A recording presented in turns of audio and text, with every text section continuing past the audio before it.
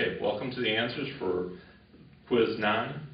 Quiz 9, what we have for problem number 1 is the square root of 2x minus 3 equal to 3 minus x.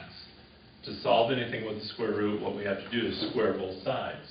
So I'm going to square this side, and I'm also going to square this side. Squaring this side is going to give us 2x minus 3. Squaring this side, we're going to end up with 9 minus 6x plus x squared. Now, because we recognize we've got the x squared in here, what this means is we have a quadratic. It means we have to set this equal to 0, and we're going to probably have to factor somewhere along the line. Subtracting 2x from both of these, we end up with minus 8x. Add 3 to both sides, we end up with 12. So what we've got is the quadratic set equal to 0. This is what you want to do for every quadratic. Once you have the quadratic set equal to 0, we factor x minus 6, x minus 2.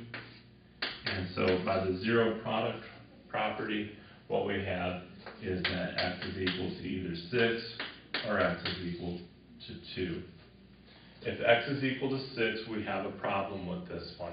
This answer will need to be thrown out, because when you plug in here to check the answer, what we end up with is the square root of 12 minus 3 is equal to 3 minus 6, which gives you the square root of 9 is equal to negative 3.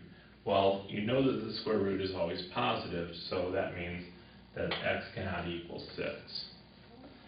In problem number 2, what we have is two radicals set equal to each other. 3y plus 6 is equal to square root of 7y minus 6. Two radicals set equal to each other. This means that whatever's underneath needs to be set equal to each other. So we have 3y plus 6 is equal to 7y minus 6. So we subtract 3y from both sides, add 6 to both sides, and we end up with 12 is equal to 4y, and y then is equal to 3. In problem number 3, what we're asked to do is we're asked to multiply complex numbers together. So we have 3 plus I and 2 plus 4i. Now what we have here is a multiplication of complex numbers, which means we have to do the FOIL method for this. So we have 3 times 2, which gives us 6, 3 times 4, which is 12i, 2 times I, which is 2i, and I times 4i, so this is plus 4i squared. Well, I squared is the same thing as negative 1, so this is minus 4 plus 2i plus 12i plus 6. Now what you have to do is you have to collect all your like terms. These have i's in them, so we end up with 14i. And these two are just 6 minus 4, which gives you 2. Okay. Now going to the problem number 4, this is a division problem. We have 9 divided by 1 minus 2i. And remember, I is the square root of a negative 1, so we have a square root in the denominator. We have to do this the same way we did the radicals that we had. So we're going to multiply 1 plus 2i and 1 plus 2i to get rid of the I in the denominator, just like we did with the radicals. And so in the numerator, we're going to have 9 plus 18i.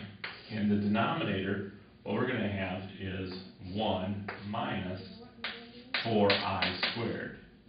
Well, remember, I squared is negative 1, and so this is going to be 9 plus 18i over 1 plus 4, which is 9 plus 18i over 5. Problem number 5. We have 3x squared plus 36 is equal to 0. We want to solve this problem, and we're going to solve this. Again, it's a quadratic, but since there's no middle term here, we're going to take just the 36 to the other side. We got the 36 on the other side, divide both sides by 3, and we end up with x squared is equal to negative 12. Now usually we can't solve this problem, but because of using complex numbers, we now can. We can take the square root of both sides, and we end up with the square root of negative 12, plus or minus. So x is equal to, well, you can take the square root of 12, you'll end up with 4 times 3, square root of 4 is 2, so it's plus or minus 2, and square root of negative 1 is I, square root 3. So this is your answer.